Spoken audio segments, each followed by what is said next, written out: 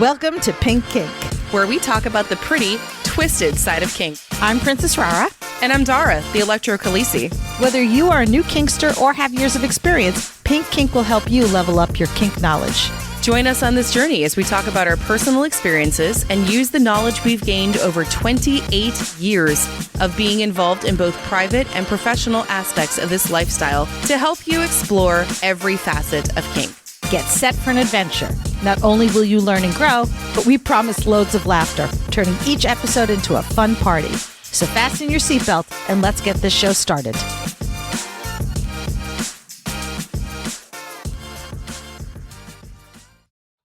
Pink Kink runs off the generosity of our devoted patrons. As a patron, you will become a member of our special Discord server, receive some adorable Pink Kink stickers, as well as have access to a monthly behind-the-scenes podcast.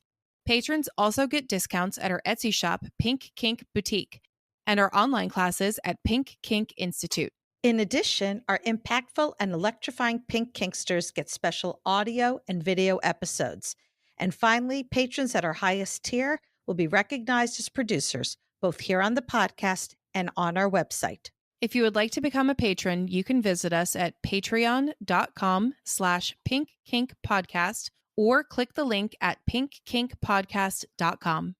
Today's episode is produced by our electrifying Pink Kinksters. Thank you, Jay, Witcherman, Brianna Lynn, Daddy J, Fabe, Embers, Blossom, William P, Claire, Lady Blooding, Naughty and Nice, Butte Pain, Manda Panda, Cat, Stefan, Shadow Phoenix, Kilted Sir, Brian, May Cry Devil, Ruby Riot, Mistress Velma, Enchanted Sparrow, The Wombat, Impact Hazard, Twitch, The Midnight Girl, Sinful, J21, Daisy If You Do, AK Harley Chick, Violet Rain, Serenity, Belle, Eric, Lady Affliction, Dr. Dave, Pumpkin Pie, Ms. Tourmaline, S'more, Hacksaw, Wee Mad Beastie, To Be Better For Me, 3 a.m. Thoughts, Forrest, BP Bryn, Crash Override, Iro, Kinky Bear, Sviper No Swiping, Barbie, Navigator Bard, Frost, Sinful and Naughty, Coffee and Chaos, Noir, Haley's Comment, Mr. Pillsbury, Stitch, Peaches, Mighty Owl, Princess Sassy Pants, Lady and Lex, Chaos Monster, Casper, Hazel Page, Jessa Lady, DJ Harlow, Ophelia, Master A, and Drew. I am so tired this morning. I bet. I'm not. I am. I was at the dungeon last night for the first time in 3 weeks. Thank God, because I was starting to twitch without having any kink in my life. Damn vacations getting in the way of my kink life. Damn. So many vacations. That's so sad, rah-rah. It was. I didn't kink for 3 whole weeks. Well, that's just a tragedy. I was talking to somebody in a different Discord server, and I was like going, it's been forever since I've done any kink, like 3 weeks. And they said, I can top that. It's been 12 years. Shit. I went, you win. How do you even? You win. Like, there's no comeback for that. No, it's like, that's a competition I don't want to win. Thank you very much. I am happy to lose that one. But yeah, I did demo topping last night. So we did Needles and Impact. I had quite a few newbies.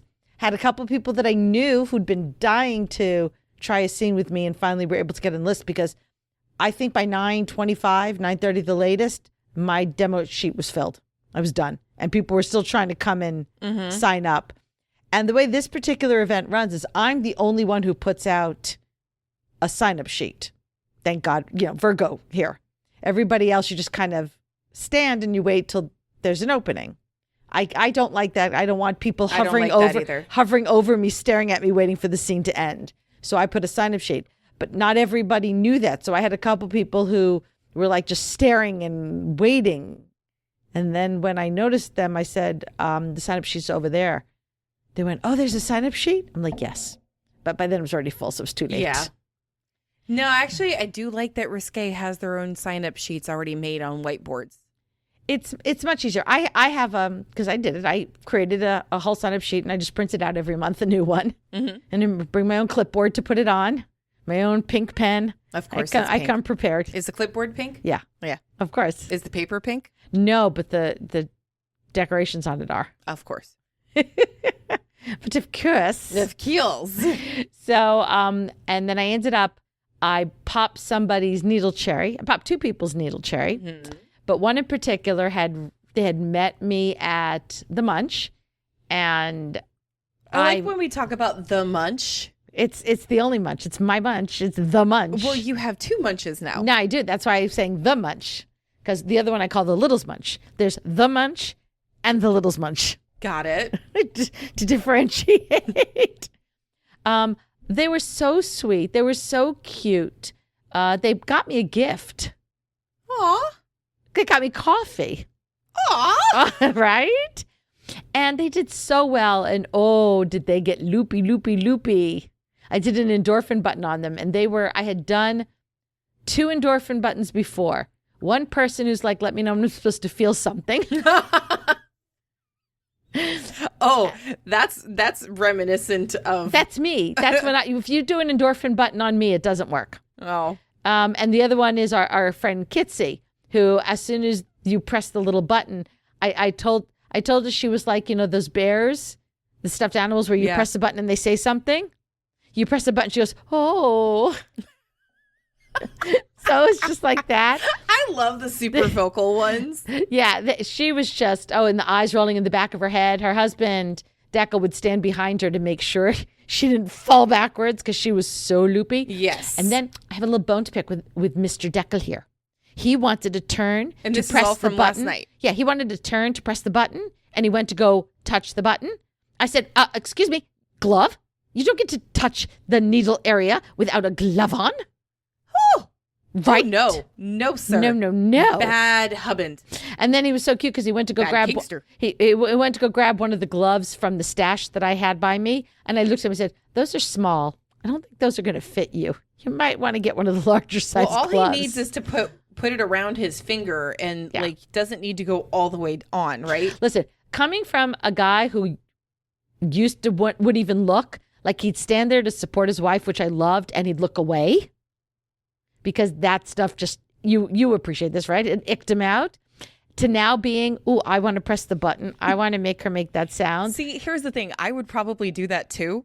Because I'm pretty sure my auditory fetish would trump my... Gross fetish? My gross... Well, because there was also no fluids. There was no blood. Right. So I'd probably be able to... No, it's needles in skin. I also have a phobia of that. But it's in my skin. Yeah, you don't care about other people's skin? Other people's skin, I'm like, all right, it looks kind of yuck. But it's the auditory thing would probably override that just so that I could have somebody make that noise. Yeah. So you would have liked that. So now we bring up the third person who's never done that before. And I said, look, I've got one that loved the endorphin button, one that was like nothing happened. You are my tiebreaker. I said, no pressure because one's not right, one's not wrong. It's just people are different. You're going to be my tiebreaker. Press the button. Took one look at her face and I went, oh yeah, you broke the tie. It's working for you too. Just didn't make any noise. Oh, she just, the eyes. Like I've hung around people who are, stoned. Yes. Same look. It kind of makes me want to try it, but at the same time, like. Well, I wonder if I did it. Well, I don't know. The ick factor may be too much in my case. If we blindfolded you so you couldn't see? Maybe. That's how I have to get my blood drawn. I have to close my eyes, look the other way. And this is less painful than a blood draw. Because the needles aren't hollow? Well, because it's a smaller needle. It's only going surface level. Think about it. Just something to think about. I might add that to my list of new experiences for the birthday party. Oh. Noir has already decided she's the one punching me. Except learning curve would have to step aside and let me stick the needles in you because nobody is sticking the needles in you but me. No shit. Okay, but it's not that you shouldn't trust learning curve. I mean, anybody that I trust to stick needles in me, you could trust. I don't know learning curve, and I don't have a relationship with learning curve like you do. Yeah. My relationship with you is... I won't let anything mean happen to you. I want you to love it. Well, I want you to love it. Let me work up the courage. Let's put that in my maybe because I do actually have a list of scenes that I'm doing for my birthday. Well, we can't maybe next birthday, not this coming birthday, 2025. Okay. Because that could be your birthday present to me. because I turned 60 in 2025. Oh, okay. That's actually a way better idea because I have too much going on in this birthday so already. that could be your birthday present to me. Okay, so in 2025. a year and some change. Yeah. Rara's going to stick a needle in Dara. Well, I need more than one if I'm going to get you an endorphin button. Well, there's 4. Okay. But we'll work on it. We can work up to it and like do 1 or 2 between now and then. Practice? Yeah, but not for me, for you. Yeah, no, okay. So like 1 needle in the thigh as a practice just to see. It goes into your boob. It'll hurt even less in your boob than it does in your thigh. Okay, because whatever. boobs are nice and fatty. Honestly, if you blindfold me, it'll probably work. Okay. And then you have to like talk me through it. But I'm just saying, it'll probably work. Maybe next party I throw. What, like a blood party? I'm not coming to your blood party. No, I need to throw a regular party first before I throw a blood party. Because it's been a hot minute. But speaking of hot, not until it's not hot anymore, because my air conditioning could not handle that right now. It is just... Yeah, it's nasty. It is nasty wrong. I keep joking. I'm like, I text my family and I'm like, I left Phoenix. I left the hot weather with you. Take it back. I don't want it. Yeah, no. Go home weather. You're drunk. Yeah, it's awful. It's like walking outside into and getting slapped in the face with like a sauna. Yeah.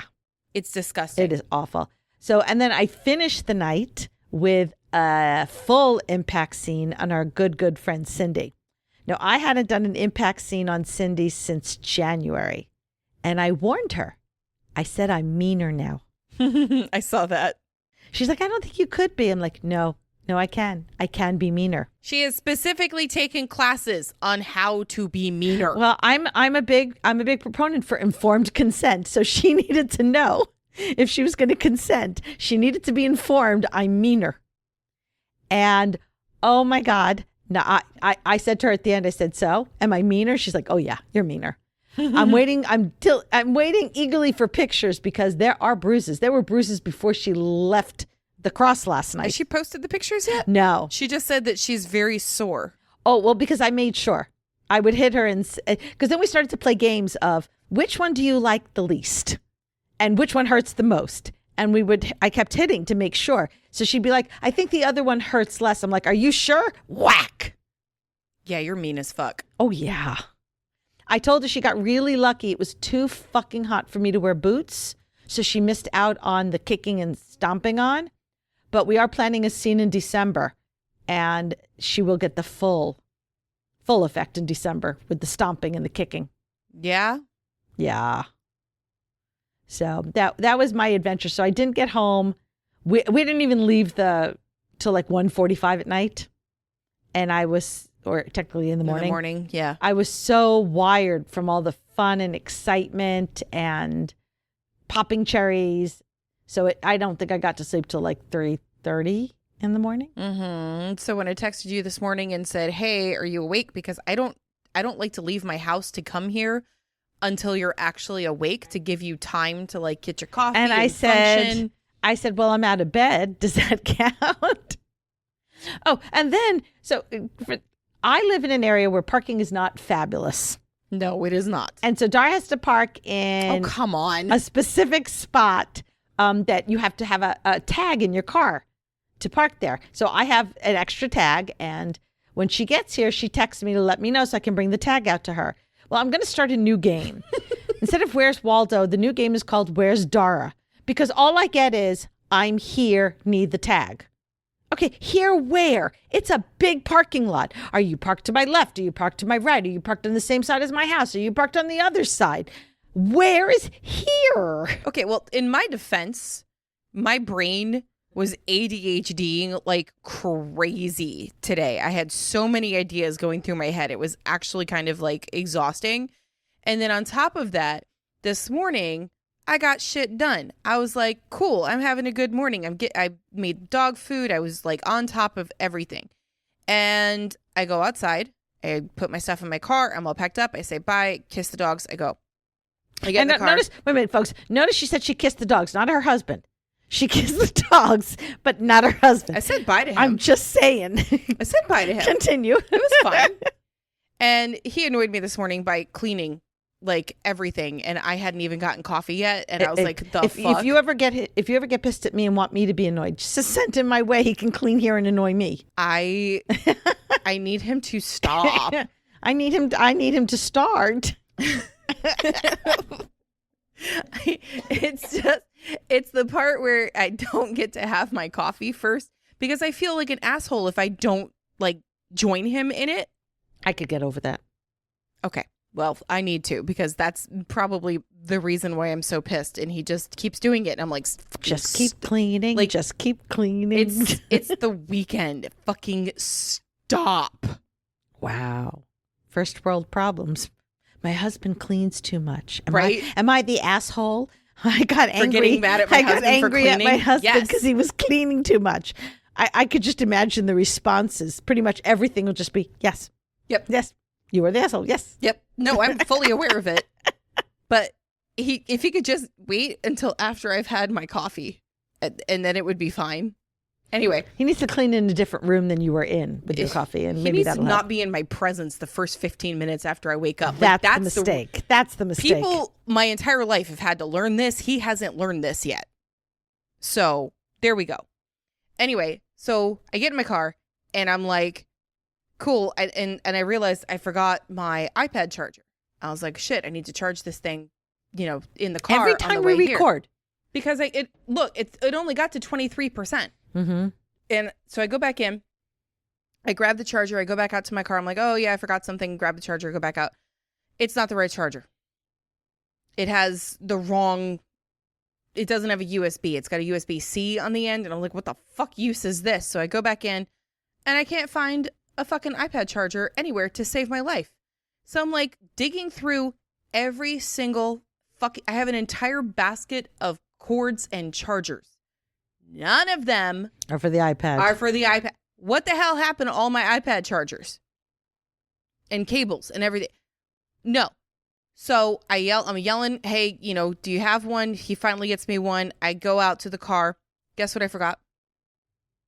The charger? My keys. Oh, your keys? Yeah. That will make it very hard to drive your car. Yeah. So I had to go back in. And this is after I told you I was on my way. Okay. Yeah. So in my defense, my brain was not braining. But you do this all the time. Is your brain never braining? No, it's not. Hello, have you met me? Once in a blue moon, you'll be very specific. Yeah.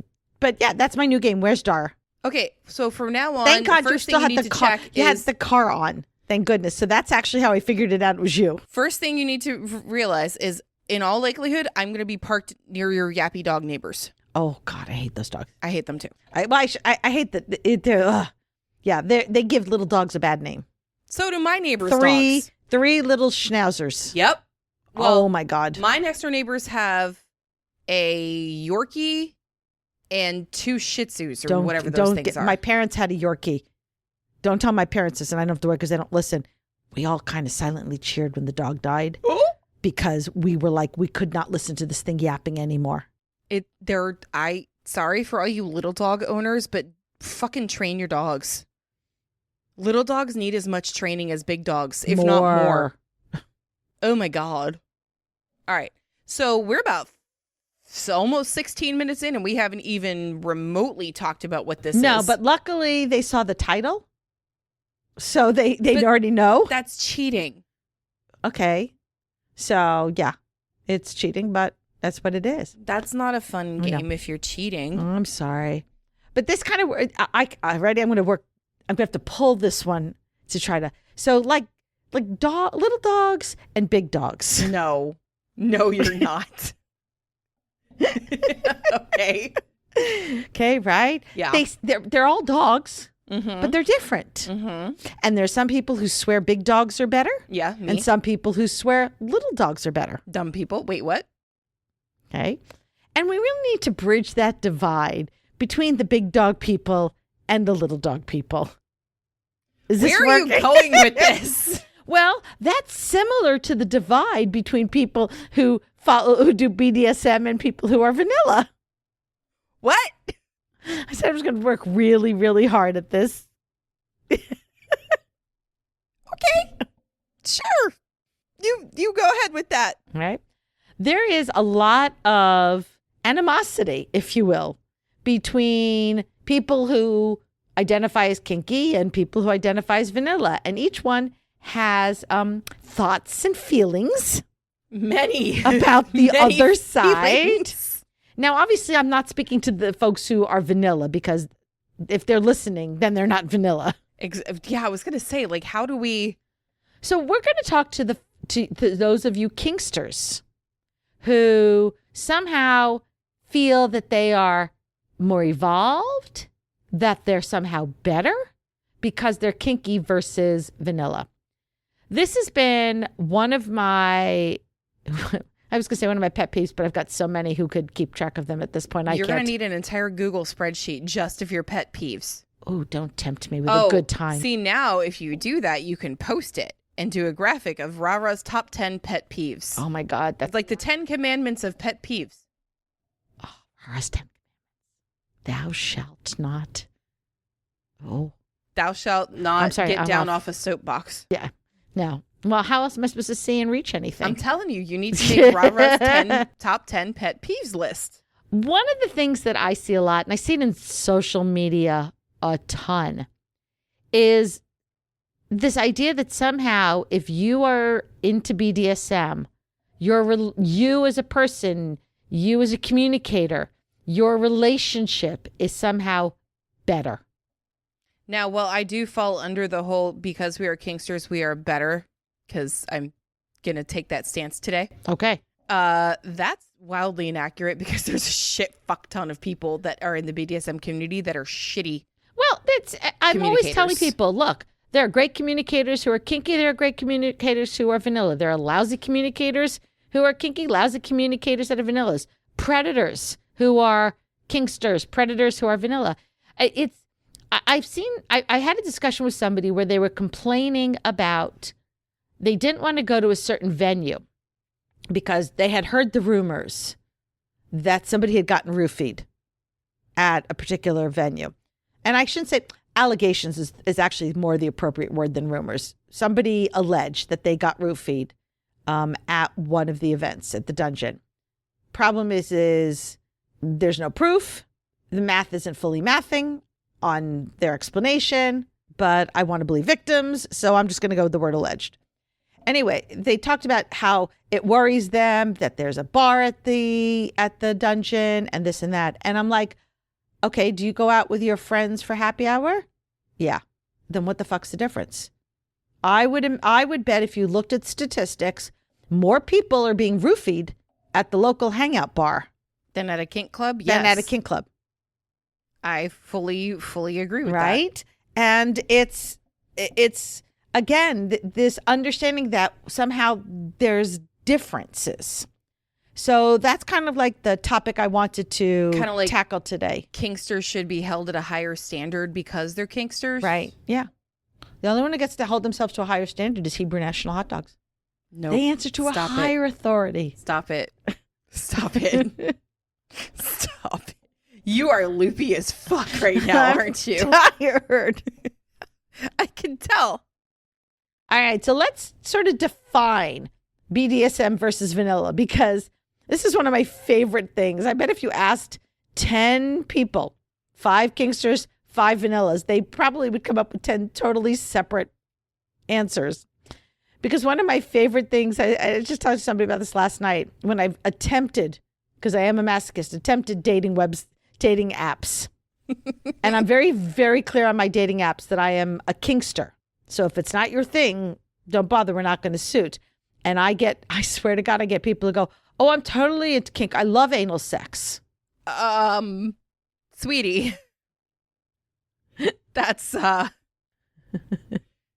don't think that word means what you think it means. Well, and that's the interesting thing. It's like, how do you even define who's a kinkster and who's vanilla? Because you will have people who define kink as things like, oh, I like to give a couple of taps on the butt. Or I like to have anal sex. Those are vanillas who think they're kinky. Right? Or they don't even, or you've got people who are like, oh yeah, well, if you do that, you're totally kinky. Or people like me who I'm like, a couple of taps on the butt, I call that a day ending in Y. Like, that's not kink. Rara was like, I do that to myself. Yes, when I'm bad, Rara. I'm gonna do stupid shit.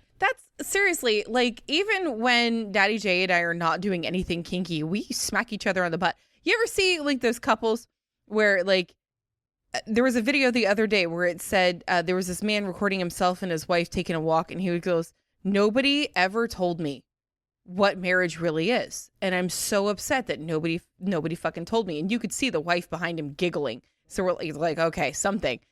And he says, "Marriage is never being able to walk in front of your wife without her poking or smacking your ass." Valid. Well, a healthy marriage. If the poking and the hitting of the ass stops, it may be time to seek counseling. Yes. You've got problems. Now, I was laughing about that and I lost where I was going to go. That's fine. It's fine. I'll be okay. Definitions? I'll be okay. Yeah, it's fine. Oh, well, and then some of these people, they're like, "Oh no, yeah, I'm into kink." And I'm like, yeah, I think my kink would scare the ever living fuck out of you. So scares the ever living fuck out of me. So I don't think we'd be very good at this. So some of the misconceptions, of course, that vanillas have about kink, and I think kinksters have about vanilla, is this idea that BDSM focuses on consent. Consent is everything, because if it's not consent, then it's abuse. And vanillas think it's just abuse. And kinksters think, well, we focus so much on consent, so we're better than vanillas because they don't focus on consent. And my answer to that is, yeah, they do. Just there's bad people in every form, and those are the ones that aren't going to focus on consent. Well, the whole consent model fries. That came from Planned Parenthood. It didn't come from a kinky outlet. It didn't come from NCFS or a dungeon or a kinkster group or a leather group. It came from a very vanilla group called Planned Parenthood. And then kinksters went, ooh, we like that because we, BDSM, we like our acronyms. So we started to use it too. That doesn't mean that vanillas very much aren't about consent, especially the newer generations. We've talked about this before, how child rearing has changed, where it used to be you have to hug Aunt Bertha. I don't care whether you want to or not, hug Aunt Bertha. And now we're like, no, honey, you don't have to hug if you don't want to. Bodily autonomy starts right when they're children, yeah. So that would make BDSM and vanilla folks equal. One group is not better than the other. I think it's more like along the lines of newer generations focus more on consent, period. Mm-hmm. Like down to touching somebody else's hair. Yeah. We've learned about that. I mean, you do not touch a person of color's hair. It's not a toy or something to... Honestly, you don't touch anybody's hair. You. Oh, don't you touch my hair. See? Without permission. No, don't you do it. Literally anybody. Don't touch hair. Don't touch their body. Don't touch their stuff. Don't touch their toys. Oh my God, don't touch my stuff. Don't touch my fucking toys. I didn't even like it when my ex-husband would get into my car that we paid for and start touching the buttons in my car. Oh my God. And if you fucking move the car seat to accommodate your size differential, put it back. Oh, I have to tell you the funniest story about that. Okay. So when I was visiting my kids, my daughter had me drive her car because she doesn't like driving. So I was driving her car. And she was so excited because she said, yay, finally someone's going to get in my car and not have to change the seats. Another short person's driving my car. And I got in the car and I'm like, oh my God, the steering wheel is in my boobs. How the hell do you drive this thing? And I kept moving it back and moving it back. I'm 1.5 inches shorter than my daughter. And you she's also like, have boobs that are bigger than your head, but and it was she also, doesn't. It's something about the legs. I'm like, she's like, Jesus Christ, how far back are you moving the seat? I'm like, I've gotten into cars that people who are 5 inches taller than I am have driven, and I don't have to change the seats. It's weird. Poor girl. I know. Is your middle son still the reigning favorite for talking about yes, the podcast? because I sent a funny joke, and he's the only, and my eldest came downstairs and just gave me the look. I sent a dad joke who just gave me the look going, dear God. Mm-hmm. And my daughter ignored me, and my middle son said, that was a good one, Mom. So, yeah, he has 2 for 2 now. He's a smart one. He's the reigning champ. I don't know if he actually feels this way or he's just smart enough to know. This is how we make mama happy. Yeah. He might be practicing to make a future girlfriend or wife happy. Yes. Yeah? Mm-hmm. Okay. Maybe. He's learning. Very good. Tell him don't clean first thing in the morning before she's had coffee. Or if you want to clean, bring her said coffee. And say, you relax, honey, while I clean. Exactly. Oh, yeah, that's good advice. Damn it. I wish my husband would learn that. Well, his whole mother did help him. Wait, what? His mother couldn't help him with advice and stuff. 'Cause she dead. That's my point. That was dark. Oh, he's going to be so proud of you for saying that. Thank you. I got to text him. Well, I know he makes those kind of jokes. So I know, in case anybody's thinking I'm being really rude, these are the kind of jokes he makes. So I know they're fine. Legit. He would actually genuinely love that. I really am going to text him that she said that. In fact, we're probably going to call him when we're done and she can tell him herself because he will fucking love it. It's just that surprised me because I don't normally associate that with you. Oh, I have very dark humor. You don't normally let it out. Well, I don't do it with you because that's not your humor as much. Well, it is. I just try really hard not to. Oh, do it. Okay. My people are very well known for their dark humor. It's how we get through the tough times.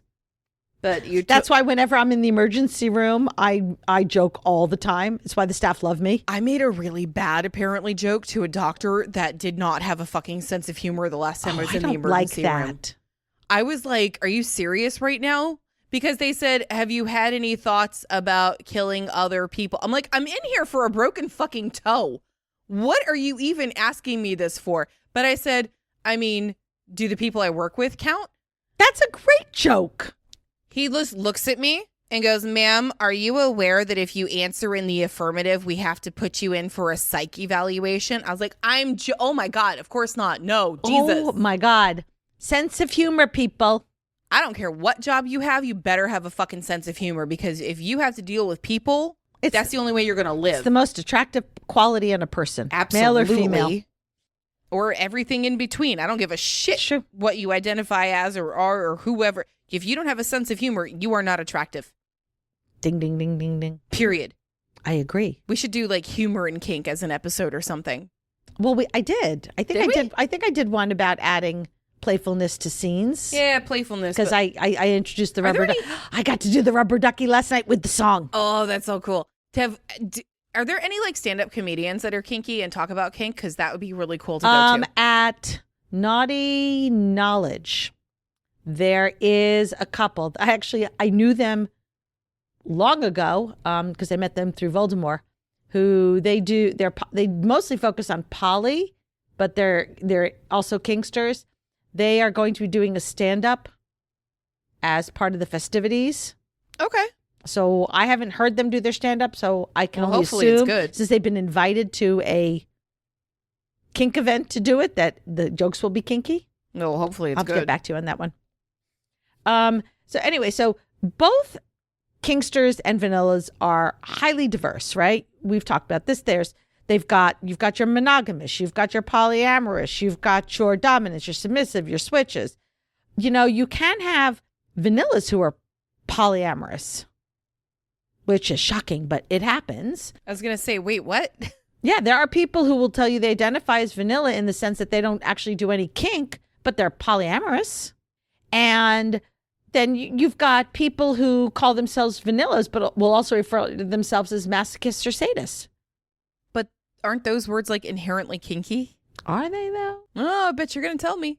I mean, I don't know. I think that's one of those that it depends on who's using them. But haven't you ever heard? I mean, I'll joke with my family who are definitely not kinksters when they say that my sister. This is how you know she and I are totally related. That was sarcasm in case you couldn't tell. No. She gets up willingly on a weekend at 6 a.m. to go play tennis. What? Right? That's masochism for sure. Well, that's what I've told her. Okay. And she jokes and will say something like, yeah, maybe I am a little bit of a masochist. That girl's vanilla as hell. First of all, tennis. Second of all, 6 a.m. Everything about that sentence is wrong. Voluntarily and weekend, like none of that is making any sense to me. So it just, Like, how do you say somebody's specifically just this way or that way when it's all mixed and mesh? And again, as we talk about with labels are fine and dandy and all that to starting place, but only you can decide what your label is. So to say that, well, I'm a kinkster, so that's better than the vanilla, but maybe that vanilla person doesn't think of themselves as vanilla. I heard somebody, Michael Pierre of Mr. Pierre Fashion, tailored to corn star and quinky people, used the term vanilla with sprinkles. That's our line. You'd be very proud. Somebody wrote a comment saying, "Oh, I love vanilla sprinkles. The first time I ever heard of it was from Pink Kink podcast." Hell yes. That's actually, I got that from Lawyer Beth. Yes, I remember. I was there in the chat when and that we happened. call her Lawyer Beth because we had two Beths, and that's how we differentiated. We also had two more Beths. than one Shannon. Yeah. Well, it's like the nicknames that I have for Diesel and Naughty and Nice. Yes. I mean, right? We get people with the same names. Well, at least those are spelled differently. They are. But when you're verbalizing it, it gets much harder to know who I'm talking about. Yeah, Daddy J and I also have to differentiate between who the fuck we're talking about when it comes to that name, too. That's why I tend to sometimes even just call him Diesel, even if he uses the C name, even though that's not what I call him.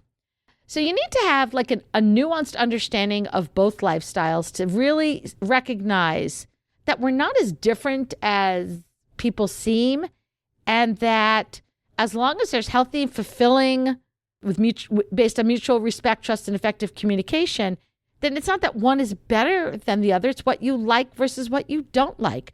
I mean, there would be people who would maybe look at what you do and, let's just say leave out the electro. Let's just say you didn't even do the electro and go, oh, you're very vanilla. And it's like, you'd be like, no, I'm not. I like to, peg. I like to be in charge. I like to dominate. I like to control. That's not vanilla. And somebody else might be, well, that's what my wife does all the time. We don't consider ourselves kinky. If you're getting pegged by your wife and you don't consider yourself kinky, you are in denial. But is it? See, here's an interesting question. What is it true? Is it the act itself that's kinky? Because if that's the case and it's the act itself versus the intention behind it and how you do it, then this whole idea that giving your partner oral sex would not be dominant. You lost me. Okay. Pegging is most definitely kinky. See, I don't necessarily assume pegging is kinky. Some guys just like the fun of the anal sex, but they're not gay. They don't want a guy to do it, so they have their female partner do it. I still think it's kinky. Yeah, but that's my point. It's everybody has their own definitions of what one is versus the other. So since we can't agree on a fucking definition, how could we possibly say one is better than the other when we come at it from completely different angles? So let's talk about consent to communication. We're going to compare the two. So from BDSM perspective, we believe very strongly in explicit negotiation. So we go over everything in detail, and we assume things are a no until you tell us yes. That would be the correct way of doing it. Yes. Right? I'm not disagreeing with you on that. And that you sit down prior to any scenes and you discuss in detail what you're going to do and what we call negotiation, right? You disclose your limits, your desires, your expectations to ensure mutual understanding and consent. You've got clear communication of what everybody's responsible for and what are they doing. Then we have using safe words and ongoing negotiation. Communication during the scene itself, where safe words are the tools that we use to let people know if we want to pause or stop a scene. And there's constant verbal and nonverbal communication. And that way all parties can feel safe and respected and comfortable. And there's an absolute emphasis on understanding and respecting those limits. That's a big thing within kink. Now, from a vanilla perspective, in vanilla relationships, consent can be assumed a little bit more than we do in kink, though it's getting much better. And a lot of it is implied based on cultural norms and expectations. But here's where things get interesting. Cultural norms and expectations change. They're fluid. They evolve. So when I was a kid, the cultural expectation was if my relative wanted to give me a hug, then I fucking had to accept the hug and give them one back. Mm-hmm. That's not the cultural norm and expectation today. Thank goodness. Right? I never liked that one. Like, as I distinctly remember as a kid going, I don't like these people. Yeah. I mean, there was a family friend that I always gave me the heebie-jeebies. I hated hugging him because he gave me the heebie-jeebies. But he never actually did anything. Right. That I could pinpoint and say, this is what happened, Mom. And this is why I don't want to hug him. It was just a gut feeling. And until I got really old enough to somehow avoid the situation, I was obligated to give him a hug. Yeah, I still have a relative like that. And I intensely dislike this relative and have most of my life. Mm-hmm. There's no specific reason. I just personally, I think he's an asshole. Asshole. But other than that, he's just always, I just don't like this person. And I'm at the point now where I'm like, I still kind of feel bad if I don't give them a hug, but at least I can like avoid them for most of the family functions, you know, but I can't just go give them a handshake or something. Yeah. Yeah. I started to just kind of like never get close enough for a hug and make sure there were always people between us so I could just go hi and wave. And he did. Unfortunately, he passed away. And he never, ever did anything. I will say that freely. He never did anything. He never touched me inappropriately. He never said anything inappropriate. It was just my gut feeling. Yeah, well, mine's still alive, unfortunately. Yeah. So, but again, we've evolved. So while, yes, in the vanilla world, it's more implied and based on cultural norms and expectations, those things change. Did they change because of kink? Or did they just change because new generations learn from and do better? I don't know that you can say. Because again, the Fry's model came from vanilla, not from kink. I think they just kind of evolved together side by side in a, this is how we're going to do better kind of thing for everybody, not necessarily just one or the other. Right. In vanilla world, you're going to run into people who maybe have difficulties openly discussing their desires and their boundaries. But guess what? I know kinksters who are the same way. There are a lot of kinksters I know who talk about, who want to be praised because they finally set a boundary and stuck to it. And everybody's like, good for you. That's fabulous. Like, it's not something that just you go, oh, I'm kinky, and the button goes on, and now you have no problem discussing all of this. No, it takes a lot. It's like you actually have to train yourself into it. I mean, I fucking still haven't told my husband, stop fucking talking to me or cleaning or doing anything within the first 15 minutes of me waking up, please. The only reason I'm alive and out of bed is because the dogs needed to pee or be fed. Usually I'm out of bed because I need to pee. I mean, there's that too, but I would have gone back to bed if I didn't have dogs. But I usually am up. I feed them in the morning, and I will take them out and feed them before my coffee. But after that, if I don't fucking have coffee, it'll be like Death Star. Aw. Yeah, I'm not that bad. I've always been that bad. It used to be orange juice. Yeah. Back in the day when I would visit my grandparents, I would come out of the bedroom and go into the kitchen, and my grandpa would be there. And this man, bless him, would jump up out of his seat, run to the refrigerator and grab the orange juice, pour me a glass of orange juice, and hand it to me shaking, here. Okay, but here's the important question. And this might change our friendship. I don't know. Oh, dear. We'll see. Pulp or no pulp? I knew that was coming. I don't actually mind pulp. Yes! I like to chew my orange juice. I've never minded pulp. Yes. However, I no longer get pulp orange juice. I no longer get orange juice because the amount of sugar in there is just astronomical. However, Daddy J. Is he a no pulper? He's a no pulper. That is sad. I know. That's practically vanilla. Vanilla orange juice? Ew. That's what it is. That's disgusting. Oh my God. So pulp orange juice is the kinky orange juice. And no pulp is the Oh my vanilla God. So orange juice. that's the key to find out if people are kinky now. Yes. And so instead of, are you a friend of Dorothy? It's pulp or no pulp. pulp. We have to do a poll in the Patreon and Do see. you drink and pulp? See pulp or no pulp. That is the question. No context. No context. Just do it today. Yeah. That's it. That's it. That's our friendly no context of the day. That is our friendly from recording. We always do something. And I was gonna say, aren't you gonna do your if you join Patreon? I see this happens. I'm asleep. Yeah. If you become a member of our Patreon, one of your perks is that you get to be a part of our Discord server. Dar and I are very active in it. We have a lot of fun in there. We have a wide variety of people from all over the world. So if you think, well, I won't meet anybody who lives near me, the odds are you probably would. You can join for as little as $2 a month. We also have a middle tier and a top tier. And in addition to that, you get discounts on our Etsy shop. You get discounts on Pink Kink Institute classes. And you get to be the first to hear about exciting stuff. Not to mention, you get a say. And you get to voice your opinion about the things that we are doing. Like pulp or no pulp? That is the question. And one of the things we like to do, because we are sadistic as fuck, is give people stuff from the recording, but have absolutely no context whatsoever. Yeah, I'm not even going to say orange juice. I'm going to just say pulp or no pulp and leave it at that. That's it. Just do a poll. Yeah. So now I'm thinking about orange juice, which sounds really yummy.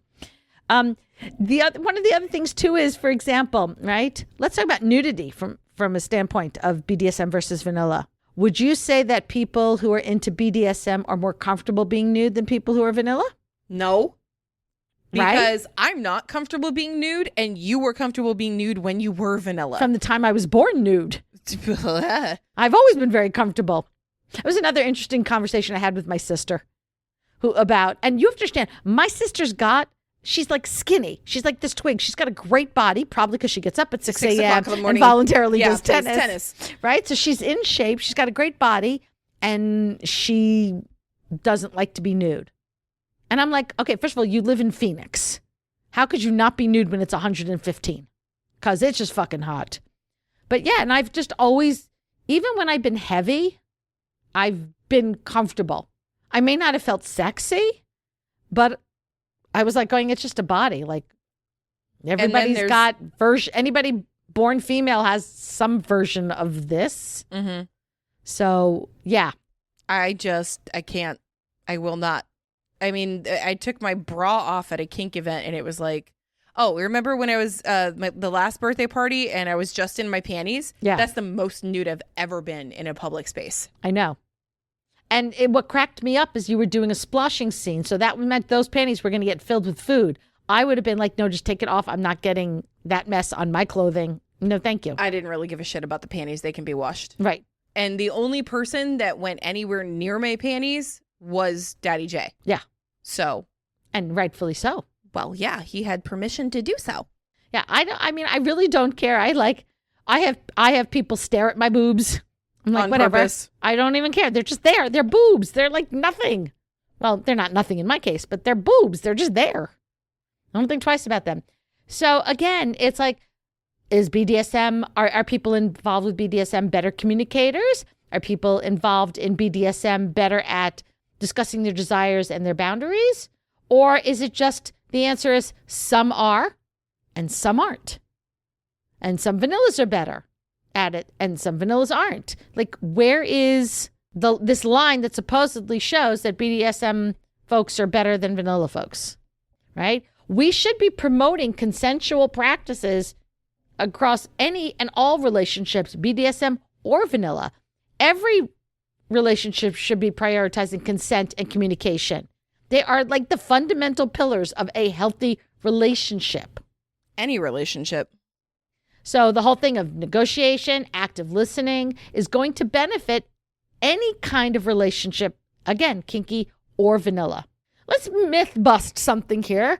This assumption of superiority, because I hate that, right? This idea that BDSM relationships are inherently superior to vanilla relationships. If you listened to my ranting and raving on my Stoking Fires episode, then you know how I feel about this idea of things being superior. Therefore, meaning something else would be inferior. I'm going to hide over here. Are you about to spit fire across the table again? Because very possibly. I was very lucky in that episode I wasn't in your vicinity. No, we recorded that remotely. And this time I am. So if you're going to spit fire, at least let me get out of the way. Well, I won't spit period at you because you don't do bodily fluids. Thank you. And I will, and because I am a human being, I will respect those boundaries. It has nothing to do with being a kinkster. It is a human being who cares about you, so I will respect your boundaries. If you were a human being that did not care about me, would you respect my boundaries? Probably not. Good to know. Don't break up with Rara. Yeah. No, don't. Do you know what happens to people who break up with me? Ex-husband number 1 drop dead.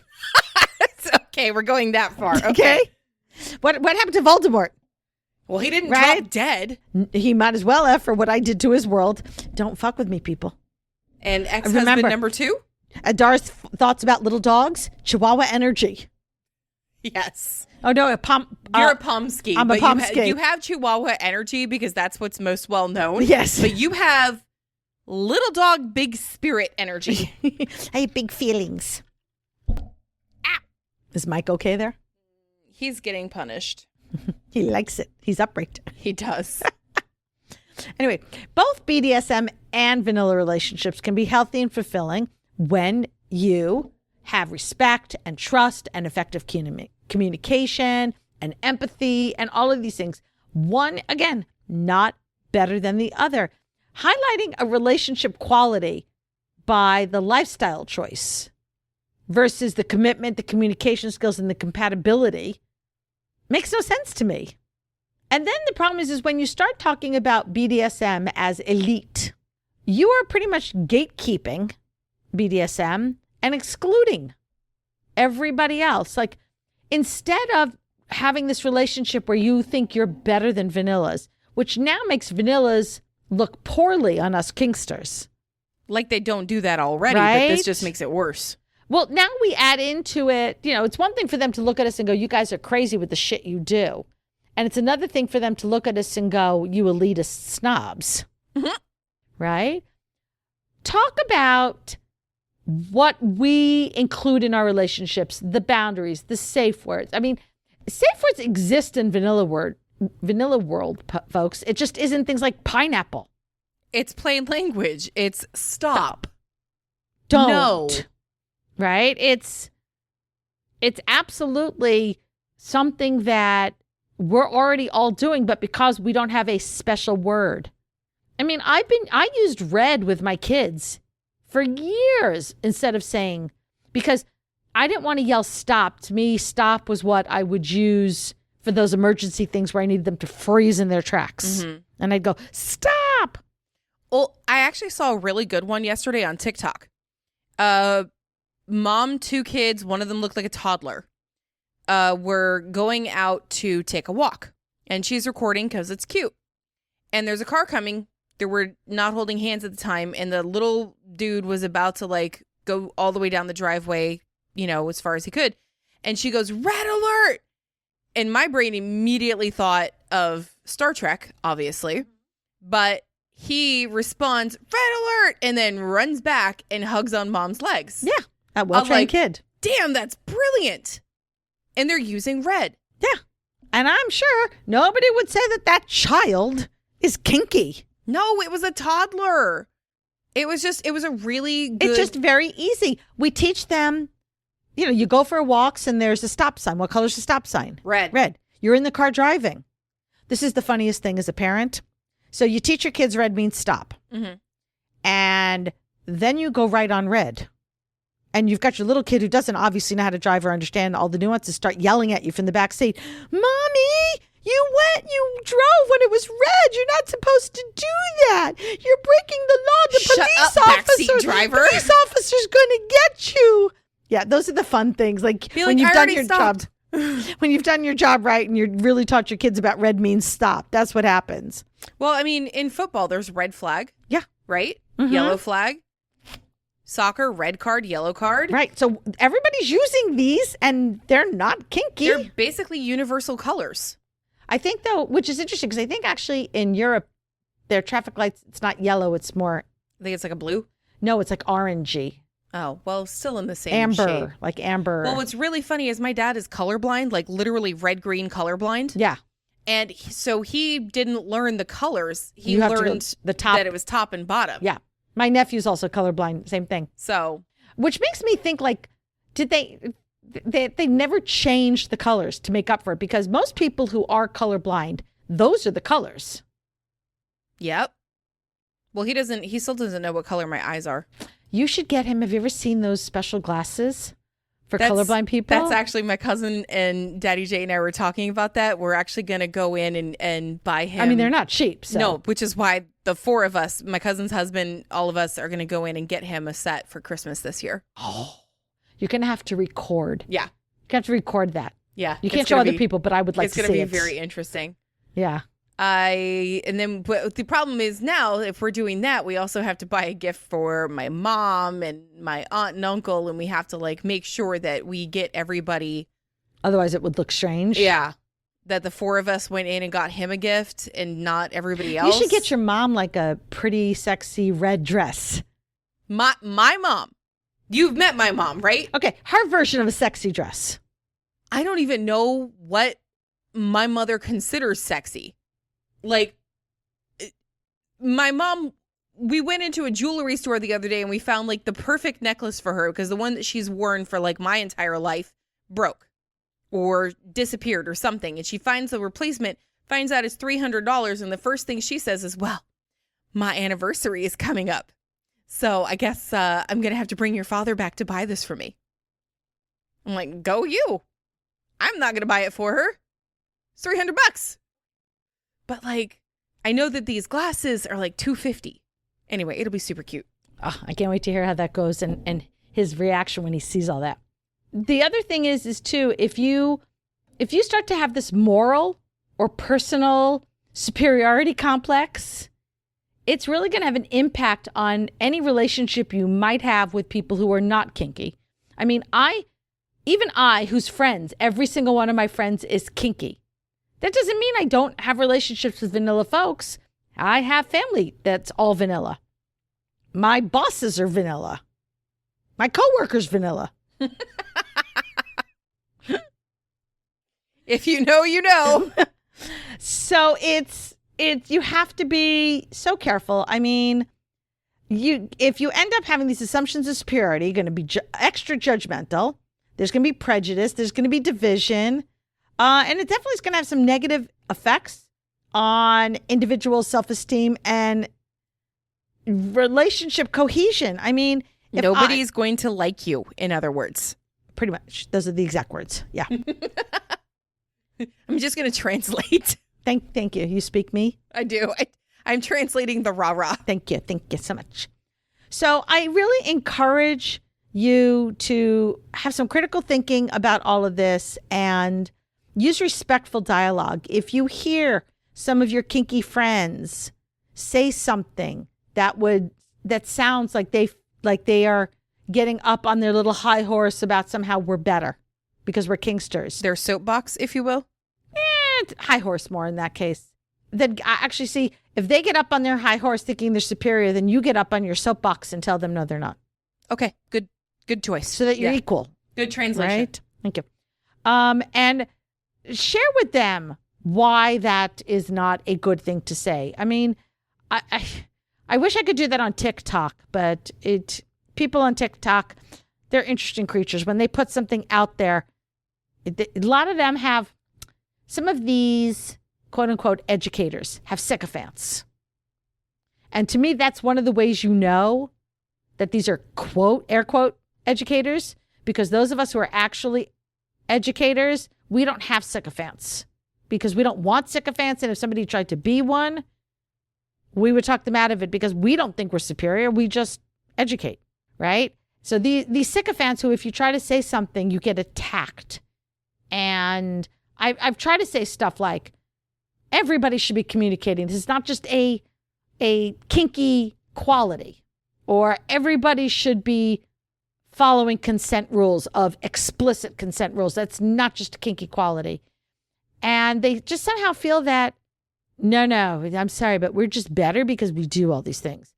When I could go into any kink event and I could point out at least 2 or 3 people that I know personally who are not following those particular qualities that you think every kinkster seems to have, and it makes them better. Promote constructive conversations with your friends. I mean, if you're sitting with a vanilla friend and they're acting like they're superior because they're vanilla and you're kinky, or if you're sitting with your other kinkster friends and they're acting like they're superior because we're kinksters, right? Promote that constructive criticism where you really talk about it. If you have vanilla friends, use it as an opportunity to educate about things like explicit versus implied consent and how much better it is and the importance of it. Teach them about the Fry's model, or my new favorite one, the CRISP model. Considered, reversible, informed, specific, participatory. Good job. Yes, it's like, why are you looking at me? I don't know what it is. No, I'm looking into the air. Actually, no. I was really looking at you to see what your facial expression was going to be at me trying to remember it. I'm like, I don't fucking know what it is. Why is she looking at me like that? Look, your face has subtitles. Remember, I know. Did you see the TikTok I sent you about that today? Dara's face has subtitles, folks. Dara's face has uptitles. This is why I'm always the good cop, because I can hide how I feel. Dara cannot. Nope. It's a damn good thing that this is not video recorded. I'm sorry for those people, because some of the stuff would be really funny. So I think that's like sort of where I'm at with that. I really want us to embrace and love everything there is that we do in kink, but not assume we're the only ones who do it, or assume that because we do it, it's better. We're just people who like a certain kind of things. Vanilla people are also people who just like a certain kind of things. And I try to tell people, treat vanilla as a kink. We're not supposed to yuck somebody's yum, right? Which we had a discussion about this in the Discord server the other day, because I truly believe that, especially as somebody who's into some stuff that a lot of people, Dara, would like to yuck. You already called me out. Would like to yuck. I also find myself sometimes struggling a little bit with not yucking some yums.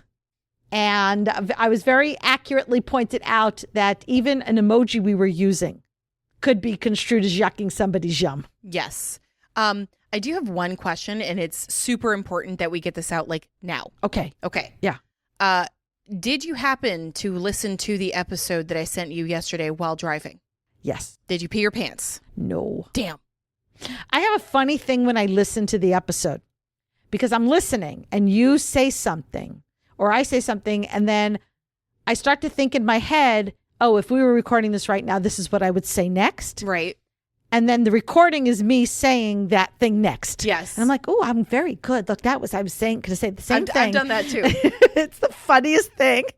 And then, but on this particular one, Rara said, dare I listen to this while driving? And I was like, look, if you pee your pants, we're going to be talking about it on the episode. No, I mean, you guys have already heard it by the time you hear this one. I think more what I was thinking is, ooh, I had big feelings about that. I may piss some people off. Again. But I did not piss myself. Again.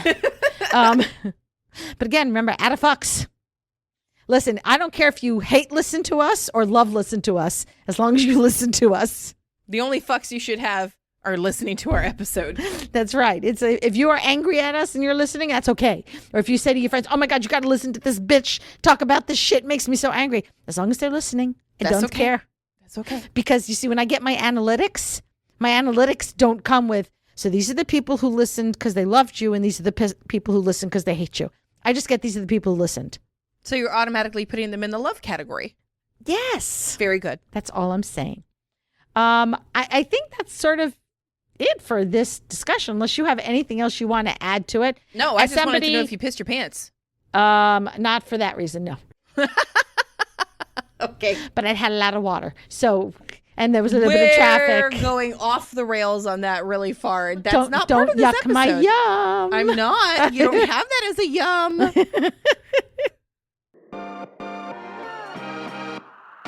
Thanks for hanging out with us today. If you enjoyed what you heard, make sure to subscribe so you don't miss a minute of our fun and educational content. New episodes drop every Friday. If you love what we do and want to show support, there are several ways.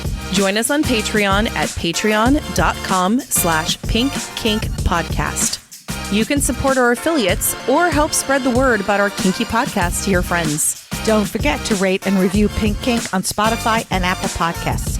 Those 5-star reviews go a long way in boosting our podcast through the algorithm and reaching more listeners. Sign up for our Pink Kink Institute classes. Shop at our Etsy shop, Pink Kink Boutique. Stay connected with us on social media. You'll find all the links on our link tree posted in the show notes. Your support means the world to us. So until next time, stay pretty, stay safe, and stay twisted.